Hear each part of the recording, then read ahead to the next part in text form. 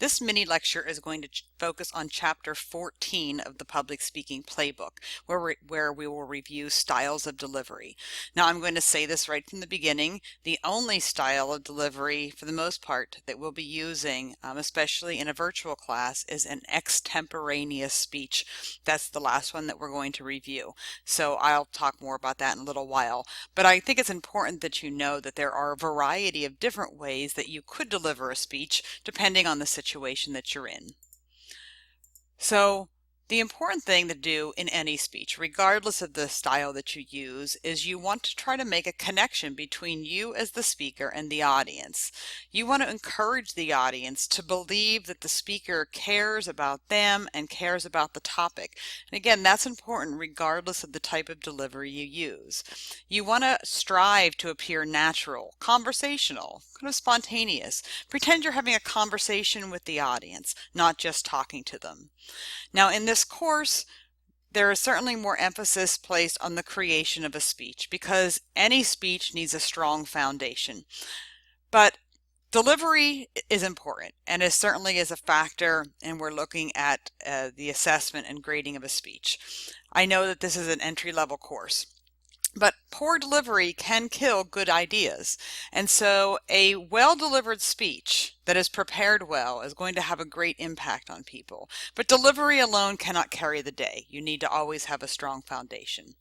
So let's take a look at how do I decide which I'm going to use. Well, it's going to be easy in this course. I'm telling you what you're going to use. But you may find yourself in situations in the future where you need to make those decisions for yourself.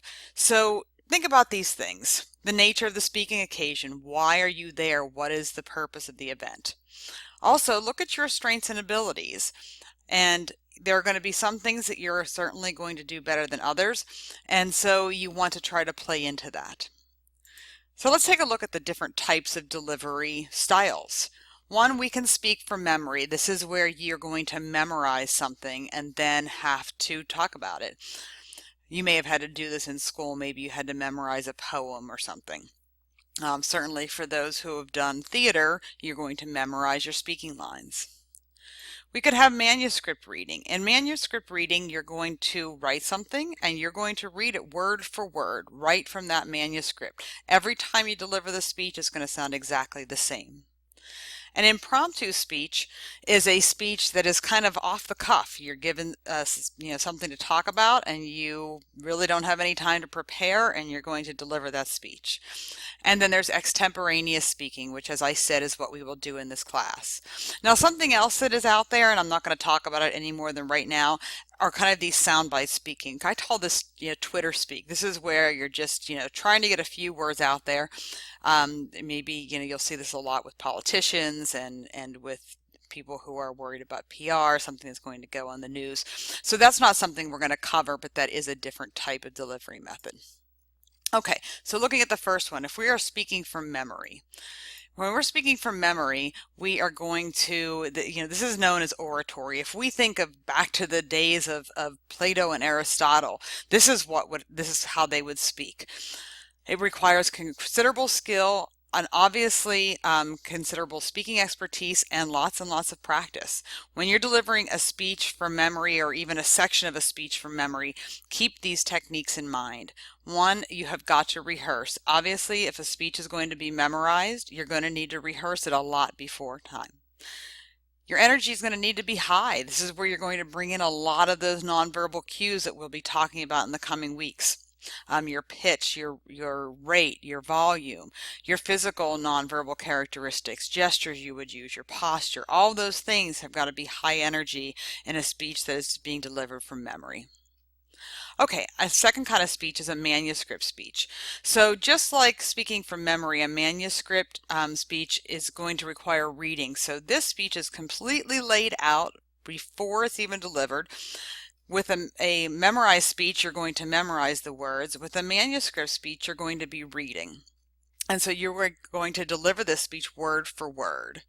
So if this is something that you're going to need to do, there are some things to consider. Remember, we're always writing the speech to be listened to. I'm going to say that again.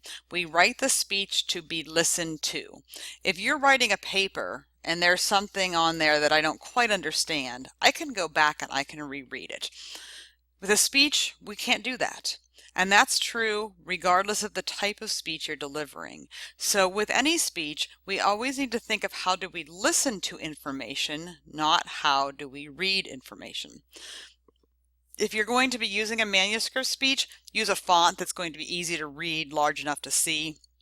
Mark up the manuscripts with delivery cues. If you want to speak with more emphasis in one part, note that there. Practice reading it aloud so your words sound fresh. Again, practice, practice, practice. Always going to be very important. And become so familiar with the manuscript that you're able to maintain eye contact and integrate some gestures. If you're just standing there with your head down reading to us, that is not going to be a well-received speech. Okay, another type is an impromptu speech. In face-to-face classes, sometimes in blended classes, we'll do these at the final. It's not even possible to do this in a virtual class. But in an impromptu speech, you're going to be maybe given a topic, and then you're going to have to think about it. If you think about, if Miss America events and stuff where they have to answer a question, that's impromptu speaking. So you need to prepare yourself if that's going to happen. So one, you need to be composed. If you are going to, stutter over your words, this takes a lot of practice doing a variety of different type of impromptu situations till you feel comfortable in it. Think about your purpose. Relate the question or the subject to what you know and what you have experienced that brings stuff in. Try to, in your mind, as quickly as possible, organize the talk, what you're going to talk about. When we create a speech, we try to organize it in a way so that the listener can understand. In impromptu speech, you're doing the same thing. You just don't have the benefit of preparing beforehand to do that. Also, don't ramble. Keep it brief. Something that we all often struggle with, and you want to make sure you stay on message. Okay, so extemporaneous speaking. That's what we're going to do in this class. This is when a speech is prepared and practiced. I want to emphasize practice in advance, but it's not written out word for word. It's not memorized.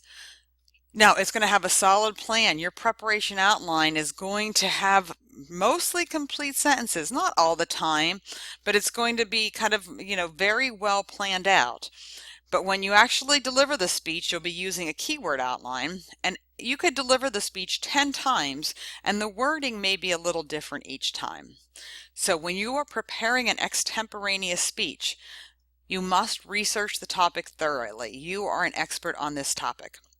You're going to create this preparation outline. It's going to be a little longer, and when everything's all in order, you've kind of read through it, it's hitting the time, and when you're like, okay, this is good, you're then going to take that and create a delivery outline.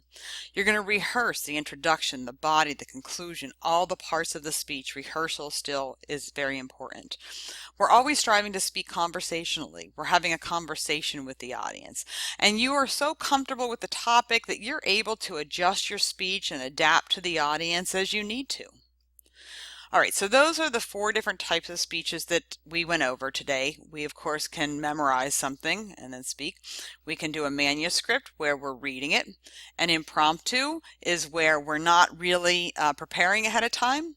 And finally, an extemporaneous speech is when we do prepare ahead of time with a pretty detailed outline. We've practiced, we researched, we know everything, and we've got everything together, and then we're going to deliver the speech from a delivery outline. So to leave you with these words from Benjamin Franklin, by failing to prepare, you are preparing to fail. And that statement is probably some good advice to follow in this course. So it's important that you have a solid plan, and it's important that you practice. And please be sure that you follow the advice from the lecture about giving your first speech about some different strategies you can use to practice. The more work and the more preparation you can put into the speech, the better it's going to be. And consulting some other people to read through it and giving each other help and supporting each other. All of these things can work together. And what I have found with students is the more well prepared they are, the less they report that their speech anxiety. Doesn't make it go away, but it does help you feel a whole lot more comfortable. So you need to plan and you need to practice.